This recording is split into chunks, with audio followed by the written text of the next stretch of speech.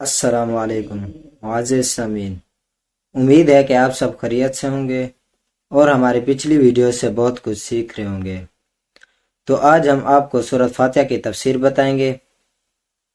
تو چلتے ہیں ویڈیو کی طرف۔ ویڈیو شروع کرنے سے پہلے اگر آپ ہمارے چینل پر نئے ہیں تو چینل کو سبسکرائب کریں اور ساتھ میں دیے گئے بیل آئیکن کو ضرور پریس کریں تاکہ ہماری آنے والی نئی ویڈیوز آپ تک جلد از جلد پہنچ سکیں۔ چلتے ہیں ویڈیو کی طرف۔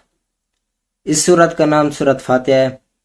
فاتحہ کہتے ہیں شروع کرنے والی کو، چونکہ قرآن کریم میں سب سے پہلے یہی سورت لکھی گئی، اس لیے اسے سورۃ فاتحہ کہتے ہیں، اور اس لیے بھی کہ نمازوں میں قرات بھی اسی سے شروع ہوتی ہے۔ اس کا نام ام الکتاب بھی ہے۔ جمہور یہی کہتے ہیں۔ حسن اور ابن سیرین اس کے قائل ہیں۔ وہ کہتے ہیں کہ محفوظ کا نام ام الکتاب ہے۔ حسن کا قول ہے کہ محکم ایتوں کو ام الکتاب کہتے ہیں۔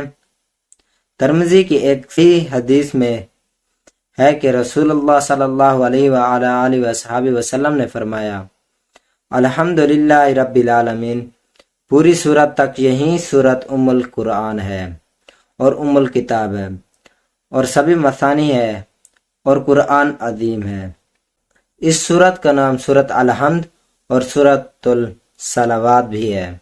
ان حضرت محمد صلی اللہ علیہ وآلہ وصحبہ وسلم نے فرمایا کہ اللہ تعالیٰ نے فرمایا ہے، میں نے صلوات یعنی سورۃ فاتحہ کو اپنے اور اپنے بندے کے درمیان نصف نصف تقسیم کر دیا۔ جب بندہ کہتا ہے الحمدللہ رب العالمین تو اللہ تعالیٰ فرماتا ہے، میرے بندے نے میری تعریف کی پوری حدیث تک۔ اس حدیث سے معلوم ہوا ہے کہ سورۃ فاتحہ کا نام صلوات بھی ہے، اس لیے اس سورت کا نماز میں پڑھنا شرط ہے۔